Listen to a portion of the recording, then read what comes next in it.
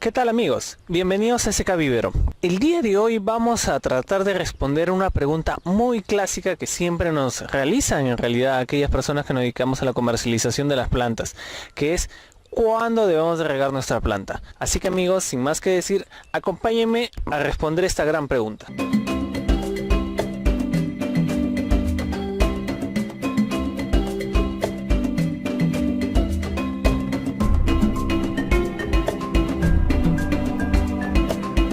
De manera muy general podemos dividir al suelo en tres componentes. El primero, el componente sólido, el segundo, los microporos y el tercero, los macroporos.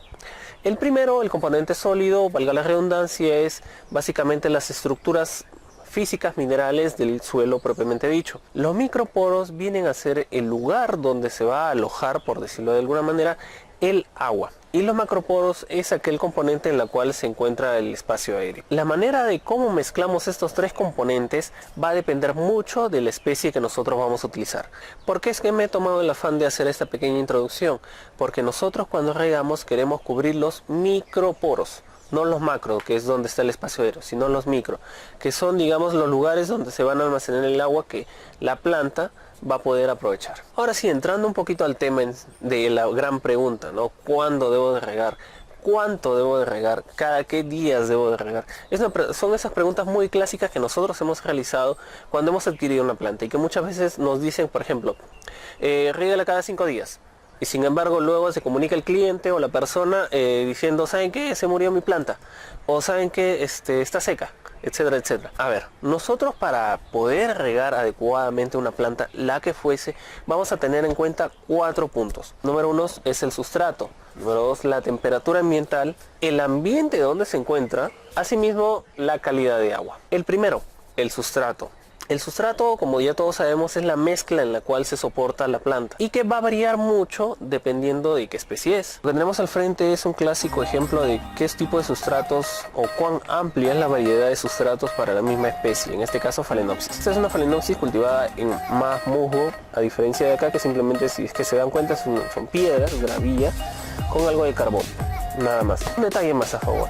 La planta te va a decir, entre comillas, qué tanto va a necesitar de riego. ¿A qué me refiero? Nosotros hemos visto que las orquídeas tienen una estructura que se llama pseudobulbo, que es un lugar de reserva. Sin embargo, en este tipo de especies no vemos ninguna presencia de ella. Por lo tanto, estamos asumiendo que estas plantas son de sotobosque y que requieren mayor humedad. Vamos a estar más atentos al riego en estas plantas, ¿no? Ese es un ejemplo muy sencillo. El sustrato aquí, si riego yo acá cada 10 días, acá debería estar regando cada 5 días. Ahora, ¿qué me permite este sustrato? Fertilizar más seguido. Me permite que tener un mayor ritmo, un círculo de crecimiento, a diferencia del musgo, ya que normalmente cuando uno comercializa estas plantas o se dedica a la producción de estas plantas, existe el término de fertirriego, que es fertilizar cada vez que se riega. Si por ende tienes un sustrato que tienes que regarlo constantemente, vas a estar fertilizando a cada rato. El segundo punto es la temperatura. Definitivamente no va a ser lo mismo regar en verano que en invierno. Así sea en sustratos con bastante aireación, en el caso de algunas orquídeas, en el caso de algunas carnívoras, también se va a requerir mayor frecuencia de riego. ¿Por qué? Porque están evapotranspirando las plantas con mayor frecuencia, a diferencia de lo que harían en invierno. E inclusive algunas en invierno ya simplemente bastaría con regarlas una vez a la semana, y eso en realidad va a depender mucho de otras cosas. El tercer factor es el ambiente donde se encuentra. Supongamos que estas plantas se encuentran dentro de un departamento. Normalmente en un departamento no hay mucha actividad o suele ser un poquito cálido. ¿Qué quiere decir? Que voy a regar un poco más seguido la planta. Si ya por ver la planta se encuentra en un lugar, por decirlo así, una Phalaenopsis en el centro de una mesa, quiere decir que es un lugar con muy poca iluminación. Normalmente suele pasar eso. Un ambiente con casi nula exposición al sol, por lo tanto va a tener menor actividad en cuanto a evapotranspiración. Suelen ser lugares donde no hay muchas corrientes de aire. Recordemos que el aire lo que va a hacer, o esas corrientes de aire lo que va a hacer es ayudar a evapotranspirar más rápido. Por ende va a estar más seco el sustrato en un menor tiempo. Tomando este mismo ejemplo, la coloco la planta cerca a la ventana, obviamente va a recibir mayor incidencia del sol. Por lo tanto va a evapotranspirar más seguido. y por ende voy a tener que regarla más. Un detalle final que el cual se considera para cada cuánto debo de regar es la calidad del agua. Obviamente si yo tengo agua de muy mala calidad, supongamos que es bastante salina, si yo riego digamos una vez el día de hoy, lo que va a aparecer de aquí a 2-3 días en un clima promedio son los cúmulos de sales, y para evitar que se sigan presenciando o mostrándose, por decirlo de alguna manera, riego nuevamente. Si la planta no soporta este tipo de riego constante, simplemente la vamos a perder, muy al margen de la salinidad propia del agua, que lo que va a hacer es pues quemar, entre comillas, la planta. Así que la sugerencia, aunque valga la redundancia, es utilizar agua de buena calidad para poder distribuir y tener un estándar de agua, un estándar de riego.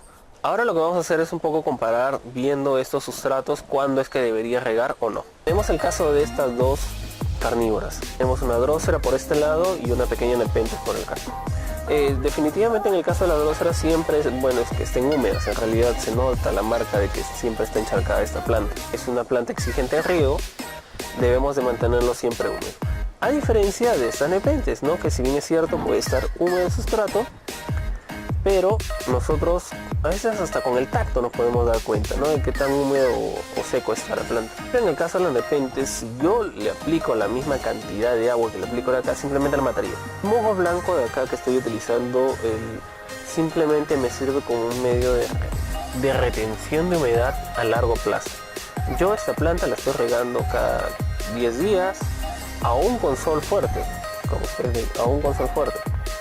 ¿Por qué? Lo que pasa es que si bien es cierto, requieren bastante humedad, requieren también aireación. Recordemos lo que hablamos, ¿no? Los macroporos, los microporos y la fase sólida. Nosotros nos interesa de que esos macroporos también estén presentes en ella. ¿Para qué? Para que puedan permitir percolar sin ningún problema. Y por ende que no se pudra la planta.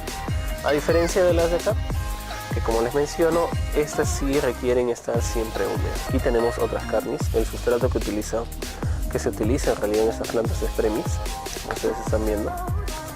Aquí simplemente hay que tener en cuenta mantener la humedad cada 4 días, cada 3 días.